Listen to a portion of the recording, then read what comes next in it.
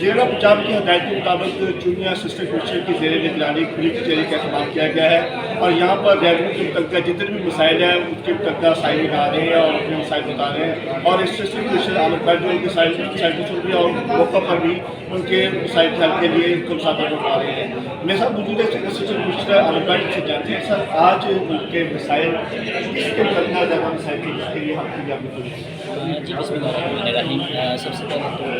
Chief minister Punjab S M یار صاحب کے ہدایت کے مطابق یہ ریونیو کھلی کچہری ہم نے لگائی ہے، لیکن اس میں ہر طرح کے مسائل لوگ لے کے آ رہے ہیں۔ ہمارے ایم سی کے بھی مسائل بھی اگر جو ہوتے ہیں وہ بھی لے کے آ رہے ہیں۔ اس کے علاوہ ریونیو کا سارا عملہ،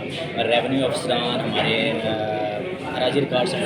سارے پٹواری صاحب یہاں پہ موجود ہیں، اور میجورٹی جو میٹرز ہیں وہ ڈسپوز آف اسی موقع پہ کیے جا رہے ہیں کہ اگر کسی کا فرض جاری ہو تو وہ کیا جا رہا ہے، اگر کسی کا کوئی سی ایم بھی ہونے والا ہے کوئی کسی کے علاوہ وہ بھی ہم لوگ موقع پہ لے رہے ہیں، کیونکہ پٹواری صاحبان، جزاور صاحبان اور نائب تحصیلدار صاحب کی موجودگی وہ ہمارے لیے بڑا ایزی ہوتا ہے کسی چیز کا ڈسیزن لینا۔ تو اللہ کا شکر ہے گورنمنٹ کا یہ بڑا ایک اچھا منصوبہ ہے کہ ہر مہینے کی یکم اور 2 کو، انفیکٹ اس بار ہماری کھلی کچہریاں کوئی 2 یا 3 مہینے کے وقفے کے بعد لگی ہیں، انفیکٹ 2 مہینے کے